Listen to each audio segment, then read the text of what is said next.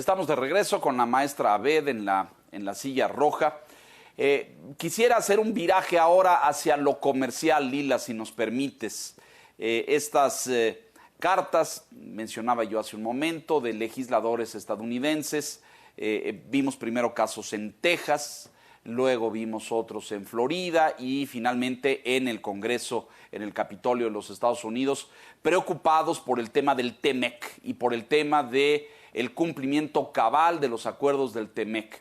Y hoy tenemos, por parte de México y sobre todo en el sector energético, ante pues el debate y la virtual aprobación de esta reforma eléctrica presentada por el presidente López Obrador, que sabemos se ha pospuesto su debate hacia el mes de febrero en adelante. Pero esto no ha disminuido la preocupación en Estados Unidos y ahora se agrava, me parece, con el estímulo, el subsidio anunciado para los automóviles de no consumo de combustibles fósiles, de diésel, de gasolina, sino el gobierno de Estados Unidos está dispuesto a invertir 10, 12 mil dólares y ayudar a cada persona que compre un automóvil eléctrico que no contamine. Y México ya levantó la mano, ya protestó diciendo que eso viola el acuerdo. Canadá lo hizo también en paralelo. ¿Qué lectura tienes de esto? Estamos en ruta de un conflicto comercial con Estados Unidos en el marco del TEMEC. No, Leonardo, ya estamos en un conflicto comercial con Estados Unidos. Es decir, voy a empezar con lo que le preocupa al gobierno de Estados Unidos sobre el Tratado de Libre Comercio entre México, Estados Unidos y Canadá. Cuando se estaba negociando el TEMEC, los demócratas en la Cámara de Representantes tenían una mayoría y frenaron la aprobación del TEMEC hasta que se sumara un nuevo capítulo de derechos laborales, que finalmente sí se integró al TEMEC. Es decir, ahora las empresas que operan en México tienen que respetar ciertos derechos laborales con sus mismos empleados, pero también democracia sindical.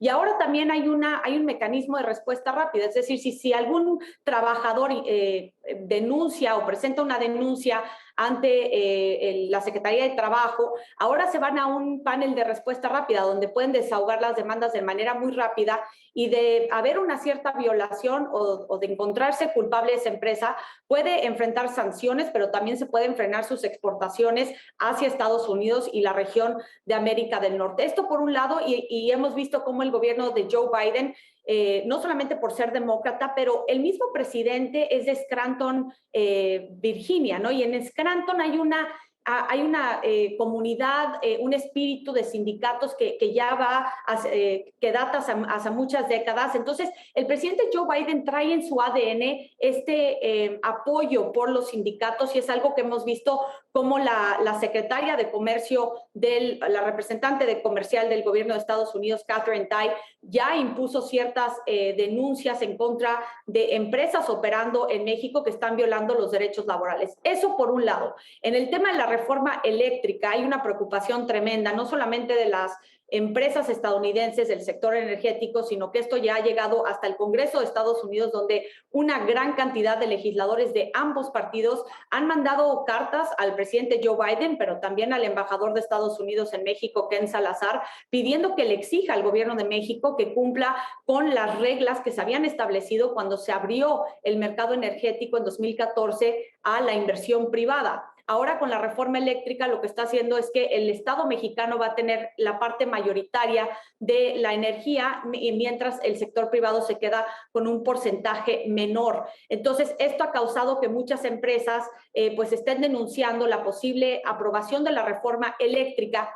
Y el presidente López Obrador dice que México cuenta con toda la capacidad, con la soberanía de poder aprobar una iniciativa, una reforma en materia eléctrica. El problema es que aquí hay un tratado de por medio, un tratado internacional que en México se traduce a una ley de Estado. Esto ya no se puede ser nada más porque México lo quiera hacer. Cuando México firma un tratado, necesita cumplir con las nuevas disposiciones que marca ese acuerdo. Y aquí es a donde estamos entrando en un enfrentamiento muy peligroso, porque puede frenar la inversión extranjera directa a México, causar incertidumbre para los inversionistas, y esto puede causar pues un fuerte fuerte rechazo por parte de la comunidad internacional de querer invertir en México. Y esto sí puede causar pues una cuestión muy negativa para el crecimiento económico de nuestro país. Creo que estos dos puntos va a ser algo que puede convertirse en un punto de fricción profundo entre México y Estados Unidos y solo señalar también que esto puede llevar, Leonardo, también a casos de arbitrajes internacionales en contra de México que normalmente pierde nuestro país y tiene que pagar miles de millones de dólares cuando pierde un arbitraje internacional. Ahora, Estados Unidos sí es cierto que está imponiendo, que está ofreciendo subsidios a los estadounidenses para que compren automóviles eléctricos. También acaba de anunciar la Casa Blanca que está llevando a cabo nuevos puntos para enchufar a los automóviles eléctricos. Ya están abriendo más de 100 puntos alrededor de todo el país. Esto fue parte de los compromisos electorales del presidente Joe Biden y todo esto dentro de la ley de infraestructura que se aprobó en el Congreso de Estados Unidos, que apoya y permite que se modernice el transporte en Estados Unidos y dentro de esto pues van a haber nuevas cuestiones como los subsidios a los automóviles eléctricos, que sin duda también viola el capítulo de competitividad que está establecido en el TEMEC. Entonces, sí hay cuestiones, hay inconsistencias también por parte de Estados Unidos en este tratado, pero creo que al que más le va a pegar es a la economía mexicana y tiene que tener mucho cuidado si aprueba la reforma eléctrica, porque creo que puede dañar muchísimo la economía de nuestro país. Vaya escenario que se avecina, que está ya. Sabemos que en la Secretaría de Economía se preparan para defenderse ante todos estos litigios que vienen en camino. Enrique, te escuchamos. Hay la percepción, Lila, y quisiera ver qué opinas tú estando cerca ahí en Washington, de que aunque cambió en la superficie, ciertas partes de la política norteamericana tuvieron una continuidad entre Trump y Biden. Trump establecía el First America. Ahora está el Build Back Better, a través del cual se pretende este intento proteccionista de privilegiar la confección de autos eléctricos, de baterías en Estados Unidos y ya no en Norteamérica. No solo México, sino también Canadá. En Canadá están muy enojados también por esta iniciativa. Y pareciera que el fondo de todo también es nuevamente electoral, porque Biden sabe que este discurso y este conjunto de medidas eventualmente le pueden permitir obtener respaldos, sobre todo en estados industriales de la Unión Americana. ¿Cuál es tu perspectiva? ¿Cómo sientes esta visión desde Washington, Lila? Creo que es muy acertado lo que dices. El presidente Joe Biden necesita hacer todo lo posible para tratar de ganar las elecciones intermedias del próximo año.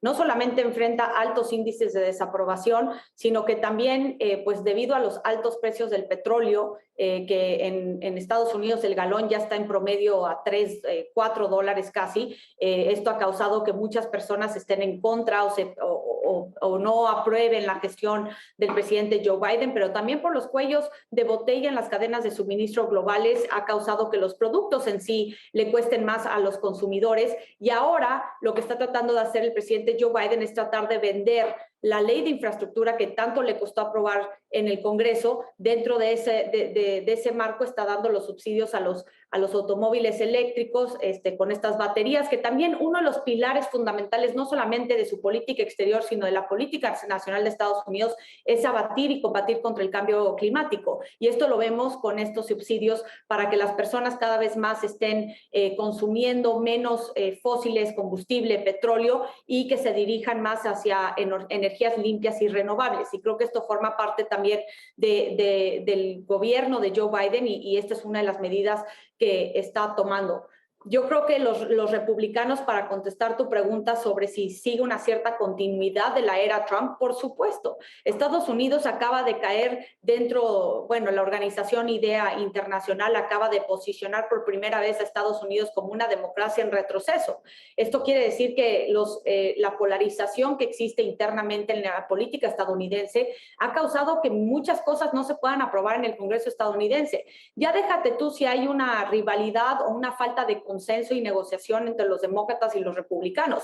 Dentro del mismo Partido Demócrata traen una rivalidad y una falta de negociación tremenda, porque hay una ala más izquierdista o socialista, como le dicen aquí en Estados Unidos, representada por el senador Bernie Sanders, la senadora Elizabeth Warren, Alessandro Ocasio-Cortez en la Cámara de Representantes, entre otros, y están ya más los más moderados que están del lado del presidente Joe Biden. Y esta rivalidad, esta falta de consenso dentro del Partido Demócrata ha debilitado también al partido gobernante, y dentro del Partido Republicano lo tiene completamente secuestrado el expresidente Donald Trump. Sigue manteniendo una aprobación del 85 al 95%, dependiendo de qué encuesta revisas, y si ves, los republicanos están completamente fieles a lo que pide y lo que hacía el presidente Donald Trump. Vamos a ver si el expresidente se va a tratar de reelegir en 2024, pero si no va a ser él, va a ser uno de sus aliados. Ya puede ser Ron DeSantis, que es el gobernador de Florida,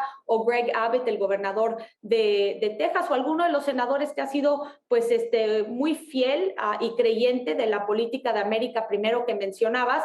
Y esto ha causado que Estados Unidos también quede en un impasse o quede en un limbo en el Congreso estadounidense, y por eso la importancia de las elecciones intermedias del próximo año, porque si Joe Biden pierde la mayoría en ambas cámaras del Congreso, no solamente no se va a aprobar ninguna de sus iniciativas en los últimos 2 años, pero eso le va a reducir las probabilidades al Partido Demócrata de retomar una posible mayoría en 2024, pero aún más importante, de que puedan ser reelectos en las elecciones presidenciales. Creo que estas próximas elecciones van a ser determinantes, van a ser cruciales para el gobierno de Joe Biden, y por eso también vemos cómo permite que México siga adelante con ciertas cuestiones que sinceramente son antidemocráticas en nuestro país. La Casa Blanca ha sido muy vocal en criticar a gobiernos como El Salvador, Nicaragua, Cuba, Venezuela, por imponer medidas antidemocráticas, y en México, cuando estamos viendo un debilitamiento claro de las instituciones de nuestro país, el gobierno de Estados Unidos hasta cierto punto se ha mantenido callado, y creo que mucho de esto se debe a que forzosamente necesita México en estos momentos, no solamente para frenar a la crisis migratoria en la frontera entre México y Estados Unidos, sino que también frenar las drogas que están llegando en puertos marítimos mexicanos de la India y China, particularmente el fentanilo, que está causando una crisis de salud pública en Estados Unidos, que hasta abril del 2021 ha provocado más de 100,000 muertes por sobredosis en Estados Unidos, un incremento del 28% en comparación al mismo periodo del año anterior. Esas son las dos grandes crisis que lleva con México, y por eso vemos que hasta de cierta forma ha mantenido la boca callada en cuestiones antidemocráticas en México.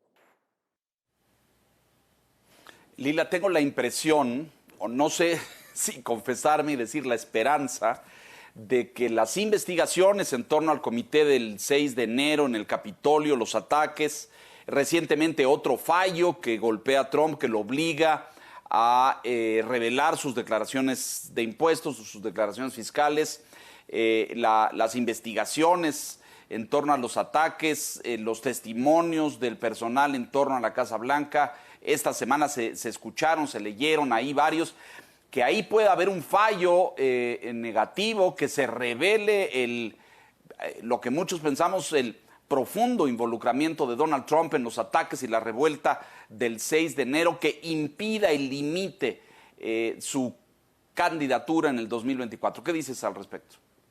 Ha sido muy complicado llevar a cabo esta comisión para investigar el asalto al Capitolio del 6 de enero, porque los republicanos no han querido formar parte de ella. De nuevo, está completamente secuestrado el partido por el presidente Donald Trump, y no han querido acceder o apoyar en una investigación que verdaderamente atentó contra la democracia y la estabilidad política de Estados Unidos, en un momento donde había una transición entre un presidente saliente y el presidente entrante. Vamos, jamás se había visto en el siglo XX, en el XXI-XX, que un presidente que había perdido no hiciera la transferencia del poder al presidente que había ganado. Entonces, esto causó una inestabilidad tremenda, y por eso también Estados Unidos se posicionó como una de las democracias en retroceso. Ahora, creo que por más que se vaya a dar un fallo o se pueda condenar a algunos participantes del asalto al Capitolio, es evidente que fue el presidente Donald Trump. Ese día en la mañana le pidió a los Proud Boys que marcharan hasta al Capitolio para frenar el conteo de los votos electorales del colegio electoral, que presidía el entonces vicepresidente Mike Pence, y el mismo presidente le había pedido a Mike Pence que frenara el voto del colegio electoral, cuando el vicepresidente no tiene esas funciones. Él no tenía la competencia, las facultades para llevar a cabo eso. Era netamente, su presencia era simbólica. Entonces, queda clarísimo que el culpable es Donald Trump. El problema con los populistas y los autócratas que llegan al poder por la vía electoral, que es la manera en que suelen llegar hoy en día y ya no tanto por golpe de Estado, es que su base electoral le cree lo que diga. Entonces, por eso vemos una campaña en contra de la desinformación, de lo que se conoce como el fake news, porque estos líderes, por más que mientan, su base electoral le creen. Y ese es el gran peligro de tener una persona que concentra el poder en su figura, debilita las instituciones democráticas ya que está en el poder y que tiene una base electoral sumamente fiel a su persona. Esto lo vemos en Estados Unidos, pero no solamente en este país, sino en otros países en América Latina y alrededor del mundo. Y eso es lo que vamos, más allá de que la comisión dé un fallo o se condene o que alguien se vaya a la cárcel, que ojalá eso salga, la gran preocupación es que pueda regresar Trump al poder y que esto se pueda replicar y reforzar a otros autócratas alrededor del mundo. Lo vemos con Víctor Orbán en Hungría, pero lo vemos también con Daniel Ortega en Nicaragua, con Maduro en Venezuela. De cierta forma lo estamos viendo en nuestro mismo país y hay que estar muy atentos porque las autocracias suelen reemplazar a las democracias de manera muy paulatina. Entonces la gente no se da cuenta hasta que ya es muy tarde y esa es la gran preocupación, y por eso el presidente Joe Biden pues ha sido muy claro que la gran batalla es contra la autocracia y fortalecer a las democracias en el mundo. Esa es la gran batalla. Víctor Piz, adelante. Ahora que hacía su pregunta, Enrique, recordaba que algunos funcionarios en México dicen, un poco en broma, pero también en serio, que se fue Robert Lighthizer, pero llegó Katherine Tai. Nos quejábamos del proteccionismo de Lighthizer, pero Katherine Tai, como representante comercial, dice, quítate que ahí te voy, ¿no? Y bueno, en la semana en que se esperaba la aprobación de esta iniciativa sobre el crédito fiscal para autos eléctricos en el Senado, porque ya fue aprobado este programa en la Cámara de Representantes, el primer ministro de Canadá, Trudeau, dijo que él iba a buscar que Estados Unidos le diera el mismo trato a los coches producidos en la industria canadiense y que si no, su gobierno también pensaría en establecer estímulos similares. Y bueno, eso dejaría obviamente a México aislado, lo dejaría solo, pero claramente esta propuesta de crédito fiscal a coches eléctricos, la interpretación además que hace Estados Unidos de la regla de origen en el sector automotor, son pasos muy firmes de la USTR para tomar decisiones unilaterales en detrimento de sus socios del TEMEC. Eso aplica también para México, ¿no? Con la iniciativa de reforma energética que principalmente se enfoca en el sector eléctrico, que contraviene el TEMEC y le da un trato preferencial a la Comisión Federal de Electricidad. Medidas de este tipo, Lila, están lejos de fortalecer la integración, fomentar la competitividad en la región. Recordaba una frase que se manejó en la declaratoria final de la cumbre de líderes, en donde, de la cumbre de líderes de Biden, AMLO y Trudeau en Washington, en donde dice, somos más que socios comerciales. Y con esto queda claro, o sea, sí somos más que socios comerciales, somos vecinos, pero a veces también somos enemigos, ¿no? No, y aparte, Víctor, entre vecinos también hay muchos problemas. Digo, si te pones a pensar en tu vecino, dices, pues a veces te cae mal, ¿no? Y creo que sí, creo que le diste al clavo. El capítulo de competitividad aplica para los tres miembros de manera igualitaria. Es decir, México está violando ese capítulo, entre otros del TEMEC con la reforma eléctrica, pero también Estados Unidos al aprobar este apoyo fiscal para subsidiar a los automóviles eléctricos, también está violando el acuerdo, el capítulo sobre competitividad. A ver, Katherine Tai es una experta en temas comerciales, lo ha sido durante toda su carrera, ha tenido un enfrentamiento importante también con China en esta batalla comercial y sin duda lo va a tener con los socios comerciales de Estados Unidos en Norteamérica. Y por eso vemos que muchas de las denuncias, exigencias que han surgido en este año en cuanto a empresas que operan en México han venido justamente del USTR y justamente de Catherine Tai. Y que no nos sorprenda si en el futuro próximo vemos más denuncias, porque el gobierno de Estados Unidos va a hacer lo necesario para proteger primero los derechos laborales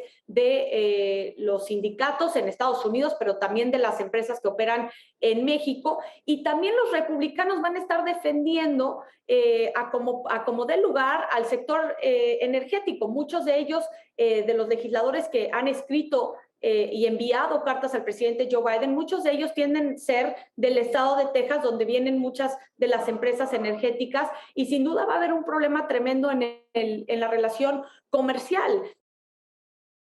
Y esto es natural para desahogar estas demandas. Yo tuve el gusto de trabajar en un despacho de abogados internacionales aquí en Washington, D.C. Representamos a muchas de las empresas que se estaban defendiendo en contra del gobierno de Estados Unidos, y también de empresas que estaban demandando al gobierno de México por violar el TEMEC, y la cantidad que tiene que pagar el Estado mexicano cuando pierde un arbitraje internacional, y lo suele perder, es tremendo. Y lo que tiene que entender el gobierno de México es que por más que haya cambiado la estrategia política del actual presidente en comparación a la que tenía el presidente Peña Nieto, el tratado y las leyes y los contratos que tienen estas empresas es con el Estado mexicano, no es con un presidente o un gobierno en turno, es con el Estado mexicano, y así lo empiezan a demandar las empresas cuando hacen un arbitraje en contra de México. Es sumamente peligroso, muy costoso para nuestro país, pero más allá de eso va a causar que haya mucha incertidumbre y que esto vaya a producir una reducción importante de las inversiones en nuestro país,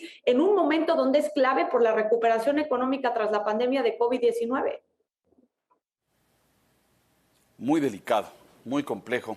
Nos estamos acercando al final. Yo les pediría conclusiones y comentarios finales, puntos para el cierre, porque evidentemente son temas que permanecen abiertos y tendremos que seguir evaluando en el primer trimestre del año entrante. Víctor, por favor. Sí, ya no hubo tiempo de abordar el tema del nacimiento como tal de este entendimiento bicentenario en seguridad. Prácticamente al día siguiente de que se anunció, el Departamento de Estado de Estados Unidos ofrece recompensas de hasta $5 millones por información que lleva a la captura de los hijos del Chapo Guzmán. Eso parece que son señales, ¿no?, de que Estados Unidos va a reforzar su lucha contra el crimen organizado. Y bueno, esto se agrega a lo que ya decía Lila, la crisis migratoria se está convirtiendo en una crisis política de cara a las elecciones intermedias en Estados Unidos. Y bueno, tenemos el tema comercial, que también tiene sus aristas, sus complejidades. Sin duda que la relación con Estados Unidos va a ser complicada, va a ser difícil en los próximos meses, y creo que esta plática con Lila nos ayuda a entender muy bien cuáles son los puntos en donde hay que poner atención. Así es que gracias, Lila, por esta oportunidad. Muchas gracias. Enrique, adelante, por favor. Pues, ¿qué año nos espera, Lila? El 2022 va a estar muy movido y muy interesante, por lo menos para quienes observamos la realidad de las relaciones México-Estados Unidos y los procesos políticos y económicos en ambos países, tanto en temas económico-financieros como en temas políticos, porque bueno, vienen las elecciones intermedias y hay un montón de procesos que están en curso y que en 2022 van a tener, si no desenlaces, por lo menos estaciones en donde deben resolverse y definirse muchas cosas. Así que, pues esperemos que nos puedas acompañar próximamente, porque vaya que necesitamos una visión cercana y un pulso muy conocedor de Washington para entender lo que está pasando. Gracias porque estuviste con nosotros. No, al contrario, Enrique y Víctor, estoy completamente de acuerdo con lo que acaban de mencionar. Creo que sobre el entendimiento bicentenario va a ser uno de los ejes centrales que va a definir la relación entre México y Estados Unidos, particularmente porque el enfoque que le está dando el presidente Joe Biden con este anuncio, estas dos nuevas órdenes ejecutivas para redoblar la lucha contra las organizaciones criminales transnacionales, pero también combatir el tráfico ilícito de drogas, de cierta manera va en contra de la estrategia de seguridad de abrazos no balazos. Aquí le está poniendo, como bien acaba de mencionar Enrique, una recompensa de hasta $5 millones por información que conduzca al arresto de los 4 hijos de Joaquín El Chapo Guzmán, pero también agrega a la lista a funcionarios a miembros y organizaciones, entidades de Colombia y Brasil, al igual que de China.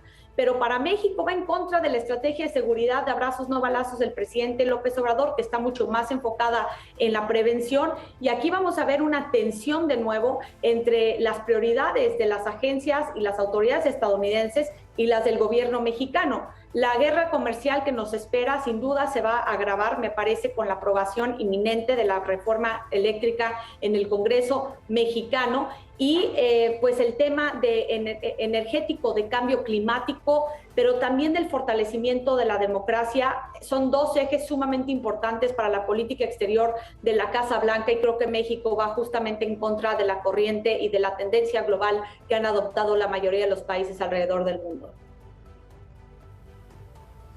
Vaya futuro, vaya escenario, como dice Enrique, el que se avecina. Lila, te agradecemos profundamente. Tocaremos a tu puerta en las semanas por venir para mantener este diálogo e información puntual y precisa para nuestra audiencia. Un abrazo, Lila, y estaremos en comunicación. Muchísimas gracias. Leonardo, Enrique, Víctor, ha sido un honor estar con ustedes y feliz de la vida estar aquí con ustedes cuando me digan. Cuenten conmigo. Un saludo a todo el público. Muchísimas gracias, te agradecemos profundamente. Víctor Piz, gracias, buenas noches. Don Enrique Quintana, gracias. Y a usted que nos hace el favor y la gentileza de seguirnos y atendernos. Aquí La Silla Roja, puntualmente la semana entrante. Hasta entonces, gracias.